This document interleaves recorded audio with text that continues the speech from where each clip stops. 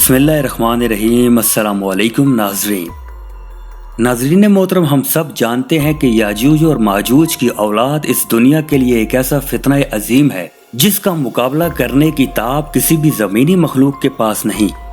और ये कौम जो कि सूरह काफ में कुरानी शहादत के मुताबिक एक दीवार के पीछे कैद कर दी गई, जिसे ज़माना कदीम में यानी जनाब ज़ुल्करनैन के दौर में तामीर किया गया, जिसे सद ज़ुल्करनैन भी कहा जाता है।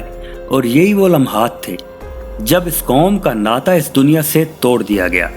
खालिक अर्ज़ समा ने सूरह अंबिया में इरशाद फरमाया, जिसका मफहूम है कि हमने इस बस्ती के मकीनों को वहाँ से निकाल दिया और अब वो दोबारा तब तक वापस नहीं आ सकते जब तक कि याजूज और माजूज खोल ना दिए जाएं। और मुफस्सरीन के मुताबिक इस बस्ती से मुराद यरूशलेम का इलाका है जहाँ पर किसी ज़माने में यहूदी बसा करते थे।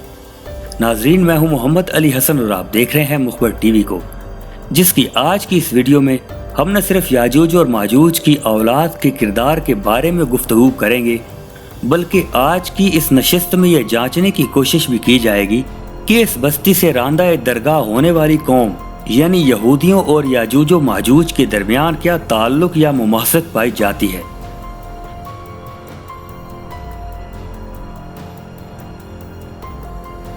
मुअज़्ज़िज़ ख़वातीन व हज़रात, इस बात में कोई इबहाम बाकी नहीं कि इस आयत कुरानी में वाज़िया तौर पर यहूदियों की तरफ इशारा पाया जाता है।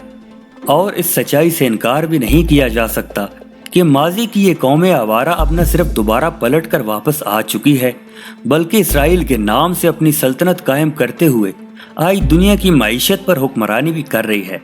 और शायद इसी ख्याल के पेश नज़र हकीमुल उम्मत हज़रत अल्लामा इकबाल ने कहा था कि खुल गए याजूज व माजूज के लश्कर तमाम, चश्मे मुस्लिम देख ले तफसीर हरफ यंसलून। नज़ीर ज़ी वकार एक दफ़ा सरकार दो आलम हज़रत ज़ैनब बिनते हजश रज़ी अल्लाह तआला अन्हु के यहाँ तशरीफ़ ले गए और फरमाया कि जिसका मफहूम है कि अरबों के लिए तबाही है और मैं देख रहा हूँ कि याजूज व माजूज अपनी दीवार में इतना सुराख कर चुके हैं। और फिर आपने अपने अंगूठे और उंगली से एक दायरा बनाकर दिखाया।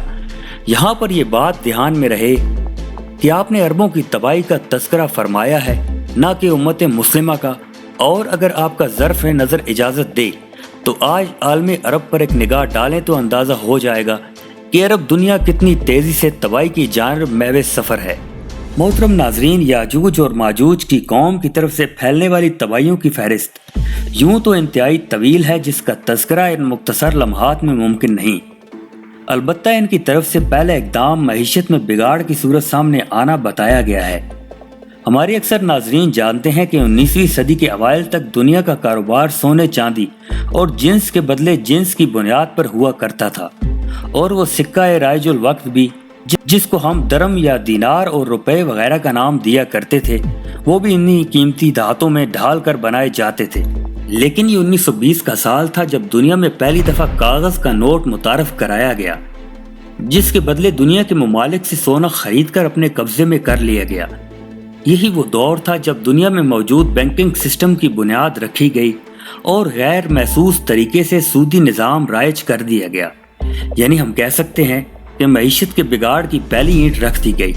और इसके बाद इस कदर तेजी से दुनिया की मईशत पर कब्जा किया गया कि आज दुनिया में शायद ही कोई मुल्क ऐसा हो जो इसकी तबाहकारियों की जद से बाहर हो। गोया जाहिर में तिजारत है, हकीकत में जुआ है। सूद एक का लाखों के लिए मर्गे मफाजात, रानाई तामीर में रौनक में सफ़ा में, गिरजों से कहीं बढ़ के हैं बैंकों की इमारात। अरशाद बारी ताला है कि जब याजूज व माजूज को खोल दिया जाएगा तो वो तुम्हें तमाम तर बुलंदियों से उतरते हुए नजर आएंगे।